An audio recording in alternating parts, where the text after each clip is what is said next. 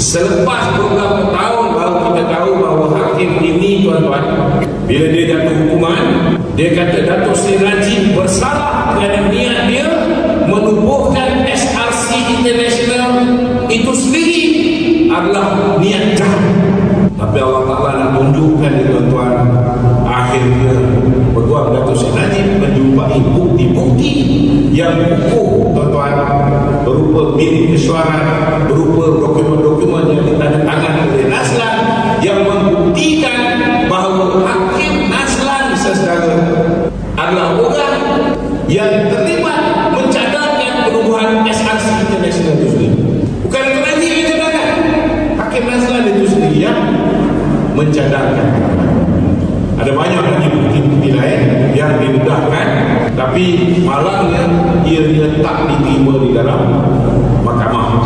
Dan termasuklah tuduhan kononnya duit yang Datuk Seri Najib terima dalam akaun dia 42 juta itu berasal daripada sebuah syarikat bernama SRC International, dan duit ini adalah duit yang kononnya rasuah yang diberikan kerana Datuk Seri Najib ketika pentadbiran dia sesetara, dia memberikan pinjaman kepada Kuok, duit Kuok sebanyak 4 bilion diberi pinjaman kepada SRC International, dan duit ini kononnya masuk ke dalam akaun Datuk Seri Najib. Tapi Peguam mengatakan bahawa duit ini bukan datang dari duit Kuok, duit ini bukan dari SRC International, sebaliknya ia datang daripada pinjaman yang dibuat daripada Maybank.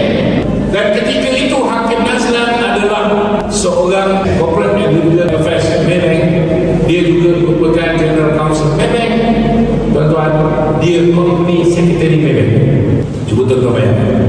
Dan dia tahu pegawai Maybank mengesahkan, dia tahu tentang pinjaman yang dibuat. So syarikat ini pinjam daripada duit Maybank. Duit inilah yang akhirnya masuk ke dalam akaun Datuk Seri Najib dan kemudian dipindahkan ke dalam akaun SRC International. So pertuduhan itu pun dah cacat. Dan bila benda ini dibawa ke Mahkamah Rayuan, Datuk Seri Najib kalah. Dibawa ke Mahkamah Persekutuan juga, Datuk Seri Najib kalah. Dibawa untuk semakan kehakiman, Datuk Seri Najib kalah. Jadi bila kalah, semakan pun dah kalah, tuan-tuan, peluang Datuk Seri Najib untuk dapat keadilan melalui proses mahkamah boleh dikata hampir tak ada. Kenapa saya kata hampir? Kenapa saya tak cakap tak ada? Dia boleh jadi ada kalau tiba-tiba sesekali Badan Kehakiman mengambil tindakan disiplin kerana Nazlan sesekali telah melanggar kod tata etika hakim dengan tidak mengisytiharkan bahawa dia ada terlibat dengan Maybank, terlibat dengan YNDB, dan Maybank dibayar RM800,000, tuan-tuan, untuk menguruskan SRC International yang dia cadangkan untuk ditubuhkan oleh YNDB. So kalau dia diambil tindakan disiplin oleh lembaga tata tertib Badan Kehakiman, maka kes Datuk Seri Najib yang dibicarakan di hadapan Hakim Nazlan ini boleh dianggap sebagai boleh tak dikira, ataupun sekiranya Hakim Nazlan didakwa di mahkamah, jadi Datuk Seri Najib perlu dibicarakan